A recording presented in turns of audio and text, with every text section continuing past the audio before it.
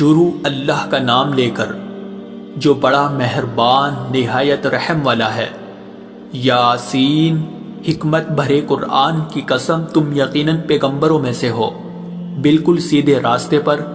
یہ قرآن اس ذات کی طرف سے اتارا جا رہا ہے جس کا اقتدار بھی کامل ہے، جس کی رحمت بھی کامل، تاکہ تم ان لوگوں کو خبردار کرو جن کے باپ داداؤں کو پہلے خبردار نہیں کیا گیا تھا، اس لیے وہ غفلت میں پڑے ہوئے ہیں۔ حقیقت یہ ہے کہ ان میں سے اکثر لوگوں کے بارے میں بات پوری ہو چکی ہے، اس لیے وہ ایمان نہیں لاتے۔ ہم نے ان کے گلوں میں توق ڈال رکھے ہیں جو ٹھوڑیوں تک پہنچے ہوئے ہیں، اور اس وجہ سے ان کے سر اوپر کو اٹھیرے گئے ہیں، اور ہم نے ایک آڑ ان کے آگے کھڑی کر دی ہے اور ایک آڑ ان کے پیچھے کھڑی کر دی ہے، اور اس طرح انہیں ہر طرف سے ڈھانک لیا ہے، جس کے نتیجے میں انہیں کچھ سجائی نہیں دیتا۔ اور ان کے لیے دونوں باتیں برابر ہے، چاہے تم انہیں خبردار کرو یا خبردار نہ کرو، وہ ایمان نہیں لائے گے۔ تم تو صرف ایسے شخص کو خبردار کر سکتے ہو جو نصیحت پر چلے اور خدا رحمان کو دیکھے بغیر اس سے ڈرے، چنانچہ ایسے شخص کو تم مغفرت اور باعزت اجر کی خوشخبری سنا دو۔ یقیناً ہم ہی مردوں کو زندہ کریں گے، اور جو کچھ عمل انہوں نے آگے بھیجے ہیں ہم ان کو بھی لکھتے جاتے ہیں، اور ان کے کاموں کی جو اثرات ہیں ان کو بھی، اور ہم نے ایک واضح کتاب میں ہر چیز کا احاطہ کر رکھا ہے۔ اور اے پیغمبر، تم ان کے سامنے ایک بستی والوں کی مثال پیش کرو جب ان کے پاس رسول آئے تھے۔ جب ہم نے ان کے پاس شروع میں 2 رسول بھیجے تو انہوں نے دونوں کو جھٹلا دیا، پھر ہم نے ایک تیسرے کے ذریعے ان کی تائید کی، اور ان سب نے کہا کہ یقین جانو ہمیں تمہارے پاس رسول بنا کر بھیجا گیا ہے۔ انہوں نے کہا تمہاری حقیقت اس کے سوا کچھ بھی نہیں ہے کہ تم ہم جیسے ہی آدمی ہو، اور خدا رحمان نے کوئی چیز نازل نہیں کی ہے، اور تم سراسر جھوٹ بول رہے ہو۔ ان رسولوں نے کہا ہمارا پروردگار خوب جانتا ہے کہ ہمیں واقعی تمہارے پاس رسول بنا کر بھیجا گیا ہے، اور ہماری ذمہ داری اس سے زیادہ نہیں ہے کہ صاف صاف پیغام پہنچا دے۔ بستی والوں نے کہا ہم نے تو تمہارے اندر نحوست محسوس کی ہے، یقین جانو اگر تم باز نہ آئے تو ہم تم پر پتھر برسائے گی اور ہمارے ہاتھوں تمہیں بڑی دردناک سزا ملے گی۔ رسولوں نے کہا تمہاری نحوست خود تمہارے ساتھ لگی ہوئی ہے، کیا یہ باتیں اس لیے کر رہے ہو کہ تمہیں نصیحت کی بات پہنچائی گئی ہے؟ اصل بات یہ ہے کہ تم خود حد سے گزرے ہوئے لوگ ہو۔ اور شہر کے پلے علاقے سے ایک شخص دوڑتا ہوا آیا، اس نے کہا اے میری قوم کے لوگوں، ان رسولوں کا کہنا مان لو، ان لوگوں کا کہنا مان لو جو تم سے کوئی اجرت نہیں مانگ رہے اور وہ صحیح راستے پر ہے، اور بھلا میں اس ذات کی عبادت کیوں نہ کروں جس نے مجھے پیدا کیا ہے، اور اسی کی طرف تم سب کو واپس بھیجا جائے گا۔ بھلا کیا اسے چھوڑ کر میں ایسوں کو معبود مانوں کہ اگر خدا رحمان مجھے کوئی نقصان پہنچانے کا ارادہ کر لے تو ان کی سفارش میرے کسی کام نہ آئے، اور نہ وہ مجھے چھڑا سکے۔ اگر میں ایسا کروں گا تو یقیناً میں کھلی گمراہی میں مبتلا ہو جاؤں گا۔ میں تو اپنے پروردگار پر ایمان لا چکا، اب تم بھی میری بات سن لو۔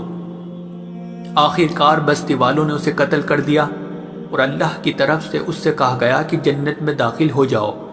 اس نے جنت کی نعمتیں دیکھ کر کہا کہ کاش میری قوم کو معلوم ہو جائے کہ اللہ نے کس طرح میری بخشش کی ہے اور مجھے باعزت لوگوں میں شامل کیا ہے۔ اور اس شخص کے بعد ہم نے اس کی قوم پر آسمان سے کوئی لشکر نہیں اتارا، اور نہ ہمیں اتارنے کی ضرورت تھی، وہ تو بس ایک ہی چنگھاڑ تھی جس سے وہ ایک دم بجھ کر رہ گئے۔ افسوس ہے ایسے بندوں کے حال پر، ان کے پاس کوئی رسول ایسا نہیں آیا جس کا وہ مذاق نہ اڑاتے رہے ہو۔ کیا انہوں نے نہیں دیکھا کہ ان سے پہلے ہم نے کتنی قوموں کو اس طرح ہلاک کر چکے ہیں کہ وہ ان کے پاس لوٹ کر نہیں آتے؟ اور یہ جتنے لوگ ہیں ان سبھی کو اکٹھا کر کے ہمارے سامنے حاضر کیا جائے گا، اور ان کے لیے ایک نشانی وہ زمین ہے جو مردہ پڑی ہوئی تھی، ہم نے اسے زندگی عطا کی، اور اس نے غلہ نکالا جس کی خوراک یہ کھاتے ہیں، اور ہم نے اس زمین میں کھجوروں اور انگوروں کے باغ پیدا کیے، اور ایسا انتظام کیا کہ اس میں سے پانی کے چشمے پھوٹ نکلے تاکہ یہ اس کی پیداوار میں سے کھائے، حالانکہ اس کو ان کے ہاتھوں نے نہیں بنایا تھا۔ کیا پھر بھی یہ شکر نہیں کریں گے؟ پاک ہے وہ ذات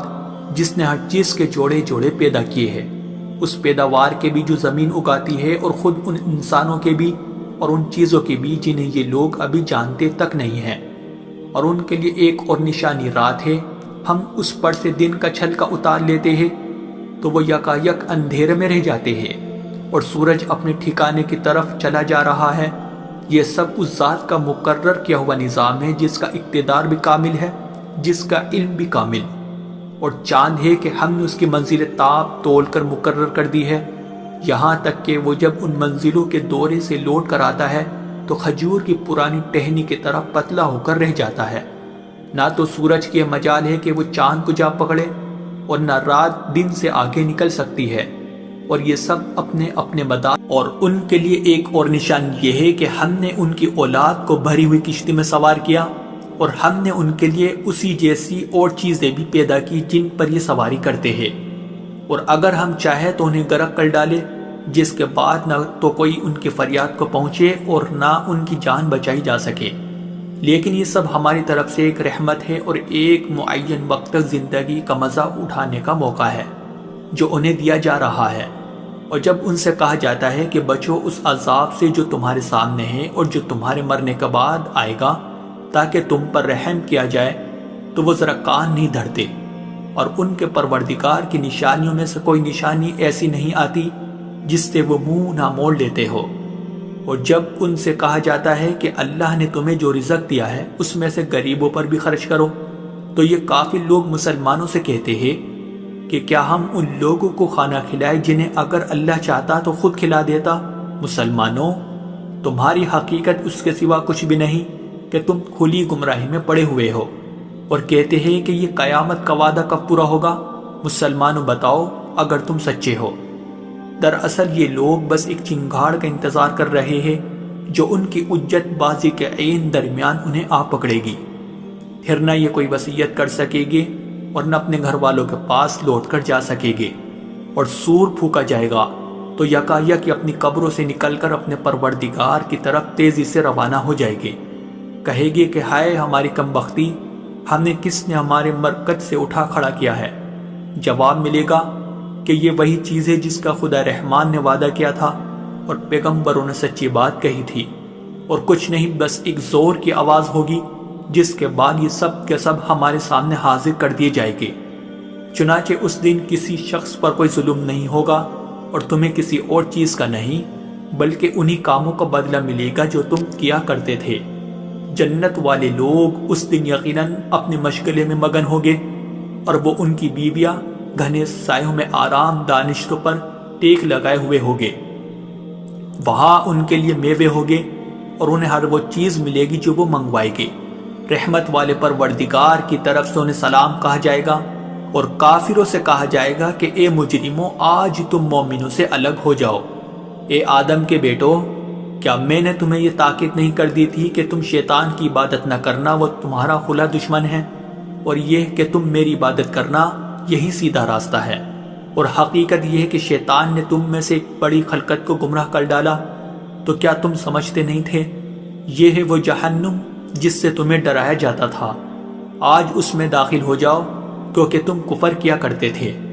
آج کے دن ہم ان کے منہ پر مہر لگا دیں گے، اور ان کے ہاتھ ہم سے بات کریں گے، اور ان کے پاؤں گواہی دیں گے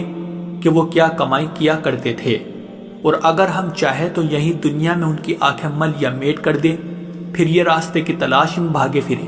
لیکن انہیں کہاں کچھ سجا۔ اور اگر ہم چاہیں تو ان کی اپنی جگہ پر بیٹھے بیٹھے ان کی صورتیں اس طرح مسخ کر دے کہ یہ نہ آگے بڑھ سکے اور نہ پیچھے لوٹ سکے۔ اور ہم جس شخص کو لمبی عمر دیتے ہیں اسے تخلیقی اعتبار سے الٹ ہی دیتے ہیں، کیا پھر بھی انہیں عقل نہیں آتی؟ اور ہم نے اپنے ان پیغمبروں کو نہ شاعری سکھائی ہے